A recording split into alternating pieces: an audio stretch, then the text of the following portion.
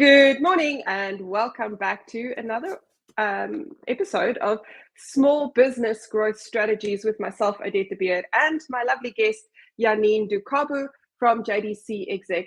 We talk about everything from leadership to resilience to entrepreneurship to growing your business. And today we'll be talking about delegation, the one thing that makes every entrepreneur and business owner stop in their tracks and either go, yes, please, I want to grow my business, or hell no, I can't trust anyone with my business. Janine, welcome, and thank you for joining us today. Thanks, Odette. It's always great to be here. So, Janine, I'm going to jump straight in. What is effective delegation? So let me start with this. And this is the easiest way to explain it, but delegation is not dumping. Oh. No. Okay. So we need to understand that when you delegate something, and I'll read you my definition now, but to make it really easy, when we delegate something, we communicate effectively. When we leave the other person on the other end, they understand and they know exactly what to do. When we dump, we're just handing something over because you don't have the energy or the time to do this right now. And that person must now go and figure it out. That is dumping. So let me read you my definition. It's effective delegation is the process of entrusting tasks and responsibilities to team members in a way, and this is what it is, to maximize productivity and growth within the organization. That's the reason you are delegating and handing over the task, is to maximize the productivity. It does involve the transfer of authority, accountability, and decision-making power while maintaining a clear line of communication. So that word authority for me is extremely important, because with you handing over that task with authority, it means you're handing over authority to that person in order to make decisions. And it also means that you're not micromanaging, because a lot of the times we think that we're delegating, but actually we're just dumping, because delegating gives that person the power to maximize the productivity, but also to make decisions without you. Yes. That it raises a couple of things for me though. So the first is, while you have delegated something to someone, you are still responsible for the outcome or the final result. You don't get to say, I've given this to Janine, it's no longer my problem, and off you go on your merry way, because there is still something that needs to happen at the end of it. That's the one thing. The other thing is that when you are giving authority to someone to do something, you are saying, I trust you to go and complete this and to produce X result. Now, people get a little bit funny when it comes to authority and giving them an opportunity to make decisions. In that particular instance, it's necessary for us to have frameworks in place. You cannot give someone authority if you don't have a framework in place within which to make those decisions in terms of the authority that you've been given. So often when it comes to risk management, businesses will have to have a risk framework. There'll be a decision framework that helps your employees make the right decision. It's kind of like, I've said it before, it's kind of like when you're driving on the road. There's a yellow line, and then there's either a solid line or a dotted line. The solid line is do not pass, never go past that line. The dotted line is when it's safe to do so, you can pass. You cannot delegate authority if you don't have those parameters in place. Yeah, absolutely. So, I like what Ronald Reagan says. He says that when you surround yourself with delegation is when you surround yourself with the best people you can find to delegate authority and don't interfere. Oh, interfere. Yeah. We like to do that, don't we? We like to, because we like to hold on to things and we don't fully want to trust people. We want to just give our 10 cents, but we don't want to actually do it. I don't want to do it. I just want to tell you what I think you should do. And normally people start with, I don't want to interfere. Yes, and then they interfere. Yeah, but I do agree with you. There has to be structure. There has to be structure. Because with structure also comes the thing of when it doesn't work out the way that you expected it to work out, then you are still responsible, exactly like you said. Yeah. Sometimes there's more than one line that needs to be reported back to. So if you're the one in the middle and it didn't work out, it's your responsibility to report upwards and say, it didn't work out like we planned, but this is what we are going to do about it. Not that guy there messed up and now we're sitting in this situation. That is part of delegation, is the responsibility, like you said. Absolutely. So how do we delegate effectively to our teams? So we've already mentioned that there is a need for a structure, a framework, some sort of guidance in terms of how we make decisions. But what else is necessary for us to delegate effectively to our teams? I do think the structure is really, really an important thing. And I like what Peter Drucker also says, because he says is do what you do best and delegate the rest. I believe firmly that you as a person, you can't do everything and you can't be on top of everything.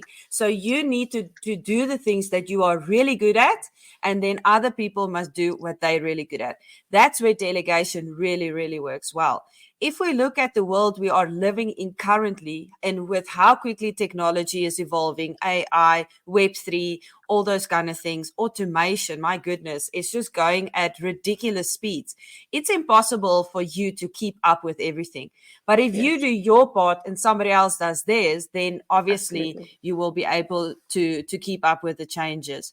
I think you need to identify the right tasks to give to people, and also the right people, because certain things with what I just said is you can't just delegate anything to anybody because you don't have the time for it. First of all, what is that person really good at? And then delegating that task to him, because you know he's going to perform and you know that he knows what he's doing. And like I said, the people whom you delegate to is just as important.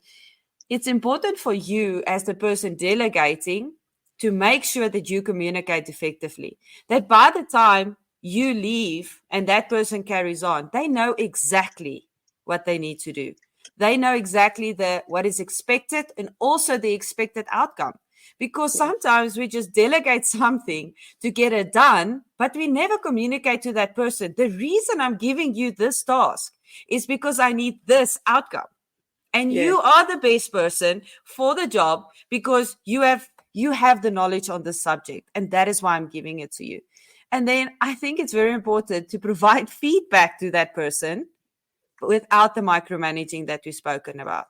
Because when you provide that feedback to that person, you are empowering him to succeed exactly with the same thing at a later stage. Oh, I love that. So again, a couple of thoughts that come up there. We keep coming to the same thing, and I'm pretty sure our listeners are going to get sick of hearing it, but clarity is key. You have to be crystal clear always. What does clarity in this case look like? Clarity is, what is the task that's being handed over? What does success look like? What does it smell like? How do we measure it? And why is that person the best person for the job? People are more likely to get involved when they understand why them and why this job needs to be done. If you're just delegating stuff, busy for the sake of being busy, then people are more likely to just be like, oh, well, this is not for me. I'm not doing it, or they do it with a half heart and it's never the result that you wanted. That's it. And it's our responsibility to make sure that we are giving them clear instructions. If your instructions are unclear, you can't be upset when you get a carrot cake and you expected a red velvet cake. I'm sorry, you should have been clear about what you wanted. Exactly, you just said you needed a cake. Exactly. So Janine, what are some of those challenges? I'll tell you the challenges now. One more thing about delegation is that we need to understand that it requires a systematic approach, and that's what we're saying. Yes. Absolutely. Delegation requires a systematic approach. And Bob Nelson, I love the way he puts it. He says, you get the best effort from others, not by lighting a fire beneath them, but building a fire from within. Oh, I love that. Yes. Why is it important to get it done? Yeah, exactly. Because we are so quick to like, needs to happen, and this needs to happen, and this needs to happen. But we always speak about this, Odette. When you build vision into somebody and somebody can grab onto that vision, that's the difference. If you tell somebody, you're making fire underneath them. But when you share the vision and they can buy into the vision, you're building that fire from within. And I think that's probably the one thing that most leaders in the small to medium space miss. They miss that, yes, you are the boss, and it is a little bit of, you've got to do it because I said so. But it's more important that they understand why they need to do it. If we go into our business with the mentality because I said so, we're going to fail. Just like when you tell your kids, you must do it because I said so. It's a terrible reason. And we love to say it, but it's not effective and it doesn't get people on board. It is about taking people on the journey. And sometimes taking them on the journey means that you've got to take the time, you've got to slow down to speed up. Another one of the things that we've spoken up about many, many times. If you do that properly, you'll be delegating a task, you free up your time, and suddenly you're a happy person because you're doing things that you love. Your team is doing things that they love. And collectively, you're creating an ecosystem that produces results and success in your business. Exactly. So you said it now with sometimes we give reasons like because I said so. That could be part of the challenge. Is the reason you need that person to do something is not a valid reason. And therefore, the problem that you will face is resistance to the delegation. You know, because just think about your kids when you tell them that. I mean, what is their reaction? It's like, oh, that's not, you know. So that is exactly the problem with delegation is if you don't give the right reason, you're going to have resistance to the delegation. If you don't help them to buy into the vision, there's going to be resistance to do this because you need to help them to understand that what they are doing now is going to affect the bigger picture. Absolutely. And when you do that, that person will handle it with that kind of fire. Yes. I think also sometimes where we go wrong is we instill fear into people instead of passion. I was listening to a podcast earlier this week, and the person was talking about a leader who had taken them on the journey, and bearing in mind that giving feedback doesn't have to be painful, right? When we give feedback to people, it can be constructive and edifying at the same time. It doesn't always have to be a painful thing. We don't have to threaten people. You can say, look, Odette, you really didn't do a good job here. And perhaps part of that was because I was unclear or you didn't follow the instructions. These are the results I needed. So let's see if we can do better. What are the things that you're struggling with, right? That still tells me that I've got work to do, but in a way that's caring. And when it comes down to driving fear into people, often fear paralyzes us. So when I'm then too scared to do something because I'm going to get it wrong, or I'm scared that I'm going to get it wrong, people will start dragging feet. You'll get resistance to change. You'll find that your team is just not doing it as fast as you wanted them to do because they're uncertain. And it comes back to your first point of giving them the authority. If you trust your team to complete this task, then they shouldn't be afraid to stand in their authority. If they don't have the authority or they fear standing in the authority, you've done it wrong. You haven't effectively transferred the task to them in a way that enables and empowers them. I agree with that. And another thing that you and Krista also spoke about in one of the podcasts was trust and the importance of trust. But if there's a lack of trust, you will have resistance to your delegation also, because they're not going to trust that what you're telling me now to do is going to bring any kind of reward or benefit to either myself or the business. So lack of trust is also really, really a big thing that you're going to struggle with. And then how you handle failure and mistakes is going to determine how that person is going to receive the delegation the next time something gets delegated to them. Absolutely.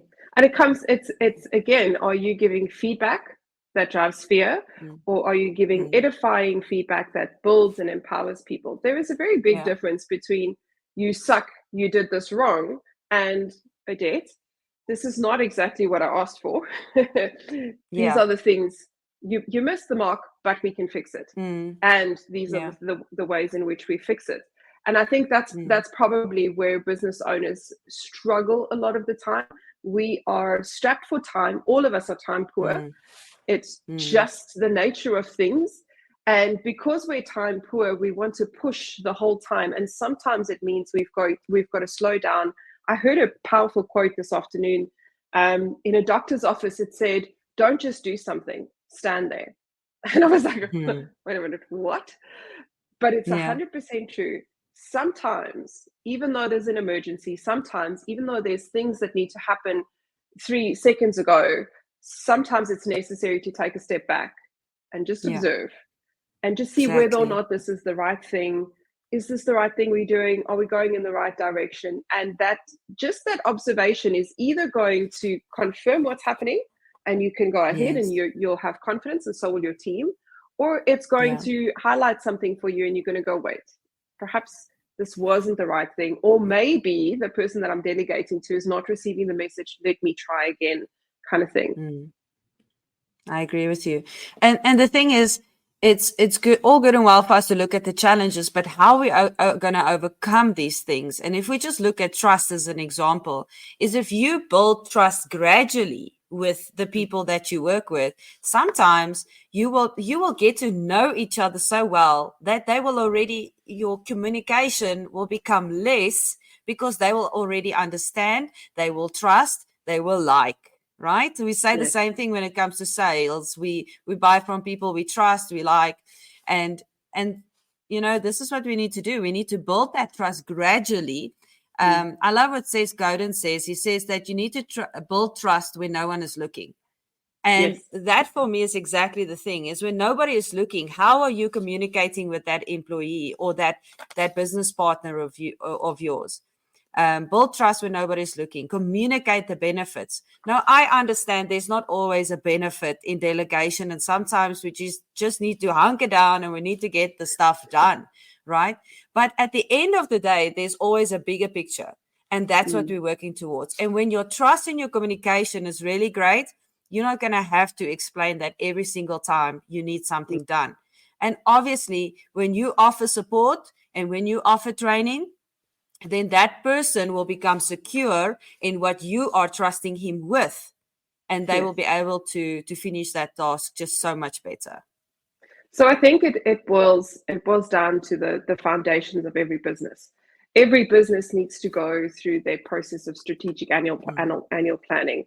And it's not something that you as the business owner or the entrepreneur should be doing on your own. It's definitely something that includes your team.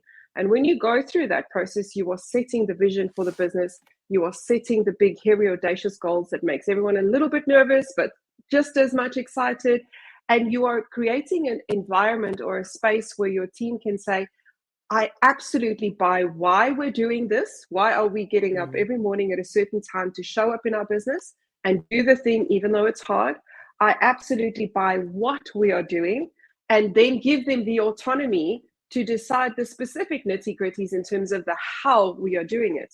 And when you pull all of that together and everyone's been part of this journey from the beginning, then it's just so much easier to delegate things, because we know that we are going for, I don't know, world domination, pinky in the brain. And because we're going for world domination, we know we need to do these things. We can't dominate the world if we're not on social media platforms. Therefore, we need to be there. So now I understand that I have to show up in a video, or I've got to go do some editing, or whatever that thing is. But when you've taken people on the journey and they can see the connection, because everything they do is linked to some goal, which is linked to some BHAG, which is linked to your vision, it becomes an easy conversation, because we all bought into it. We're all part of creating success for this business. I think the challenge comes in that we often delegate things that don't have a clear link to where we're going. And that comes back to your goals. How do you make sure that you're not busy, but that you're effective and efficient? And I think the other problem you may face as a business owner is, Odette, I've done strategic planning. I had my entire team there. We all went on this journey, and now I've got new team members. Well, slow down to speed up. Take the time to take them on the journey. Proper onboarding of your employees is going to save you months, years in the long run. Exactly.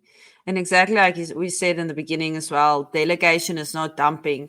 And talking about the world domination, like you said, is how does delegation then fit into the bigger picture of your organization or your company? Absolutely. So when it comes to delegation, it is important that you are able to skillfully delegate to grow your business. Growing your business is impossible without other people. And if you're not able to get other people to replicate results, no one will buy from you. Because the reason any customer buys from you is because you've created the promise, whether you've said it explicitly or you've delivered, that there is a specific result that you can deliver, whatever it is. Maybe it's a product, maybe it's a service, maybe it's a feeling, I don't know. But that result needs to be replicated. If you delegate your tasks, your customers need to know that they will get the same result whether Odette does it or Janine does it. It doesn't matter who does it, the result will be the same. If you are able to do that, you are freeing up your time as the owner or as the entrepreneur or as the SME to work on the business, which means you can become strategic in how you grow it. Do we go global or not? If we go global, do we have brick and mortar stores or do we have partners in other businesses, in other countries? If we do those things, what are the things that we need to put in place? What are the training things we need to put in place? How do we grow this business? Do we stay in what it is we've got? Or do we need to diversify? Do we innovate? You cannot do any of those things if you are stuck in the day-to-day. So if you are able to effectively delegate to your team, you free up your time. You also create pride in what they do, right? Because they do this really well. And if you're delegating and they do it really well, you should be celebrating when they deliver an awesome result, which makes them more excited about doing it in the first place. Exactly. I like what Debbie says is in the chat. She says, if you don't have the right people skills, they make it impossible for a team to move forward. And that's exactly it. 100%. As the leader in that situation or the boss or whoever you are delegating, sometimes it's a team member. Sometimes it's not I'm delegating downwards. Sometimes it's a team member. You need to understand and have the right people skills and emotional intelligence to know how to delegate that task. You're 100% right, Debbie. And she also says it's imperative to have the right skills to be able to delegate and see the other people's skills to appoint them in the right positions for the company to flourish. Exactly like what we were saying in the beginning is know who you are delegating to, understand if they've got the skills to do that. And at the end of the day, making that part of the bigger picture, that helps your organizational structure at the end of the day. But it also leans to and grows the leadership potential within your team, because now everybody's learning and everybody's growing. And what I love about delegation, if it's done right, then we see empowerment within the job aspect and job sphere, but also job satisfaction, because now we've learned to trust, we've learned to work together, we've learned to communicate, we've learned to have the right skills because we are empowered. We have the authority to make the decisions, and your job actually becomes a place and a thing that you really, really enjoy. And at the end of the day, to add to the big picture, what does it do? It grows your business. It affects the bottom line. Absolutely. And also, I think it's always important to let your team know what their contribution is to the bottom line. And it doesn't have to be dollars and cents, right? But you have to show them the work that they've done has produced a result for the client. So you've got happy clients, which keep coming back, which grows your bottom line, or you've got a bottom line that keeps growing because you've got a salesperson that's really focused in delivering, right? But the reality is, if your business does well and you continue to do well, you'll grow. And hopefully those people who came along on the journey and helped you succeed in your successes, you're going to bring them along. So the better the business does, the better your employees do. And unless you don't work like that, in which case this podcast is not for you. But if you are growing, you take your team on the journey. You may have started small, and the bigger you got, that team that supported you, that you trusted to delegate to, that team comes along and grows up with you, and they should be benefiting from the success. I'm not saying give your company to them, but I'm saying acknowledge their participation in your success and reward them appropriately for the successes in your business. And I promise you, loyalty from your employees is way more important than an increase in bottom line, because those people will go to war for you. Yeah. And if I just look at it from the other side, to the person receiving the instruction or the delegation, if I can say it like that, is don't be the bottleneck. Don't you now go and be that person, that is, yeah, don't stop the whole process by you. Don't you be the bottleneck, because there's going to come a time where you're going to have to delegate, and you're going to reap what you sow. So if you are going to be the bottleneck, just remember the next time you delegate and somebody else is the bottleneck, well, maybe you need to respond better to something that was delegated to you. Don't be that bottleneck, And at the end of the day is when you said earlier that we are all time poor and we're all time strapped. 100%. And that's why delegation can help us with the time management and to help us to get the things done. Absolutely. So on that bombshell, don't be the Karen. Go and delegate properly. Take the time to be crystal clear about your message, about the results, and make sure that you've built trust in your team. And also, I think perhaps one last thought is, if your team comes back with questions, don't be a chop. Answer the questions. Be nice. Yes, let me help you. What is it that you misunderstood? Maybe my communication wasn't right. Maybe I said something that you weren't clear on. Let's help you understand what it is. Because if you're clear on your message, your team will gladly go and do what they need to do. Nobody wakes up in the morning going, I'm going to be stroppy for the sake of it. That just doesn't happen. Janine, what is your takeaway from today? My takeaway is, if we understand the importance of effective delegation, then we will understand that our productive environment will grow. We will grow, our companies will grow, our people will grow. And I just want to finish off with this. There was a comment there that I liked. Silvana said, positive environment equals a positive response. I really love that. That is a great summary of what we spoke about today. Is the way we communicate to people. It creates a positive environment, which in turn will give us that positive response from people. And we won't make a culture of Karens, but positive people that's going to deliver some results. I love it. So on that note, go and be clear about your message, create a positive environment so that you can grow your business. Because when you effectively delegate, you're freeing up time, you're freeing yourself, you're freeing your team, and you're growing your business. If you enjoyed this episode, remember to like and subscribe so that you don't miss another one. We'd love to hear from you. So leave your thoughts in the comments, and we'll see you on the next one. Bye for now.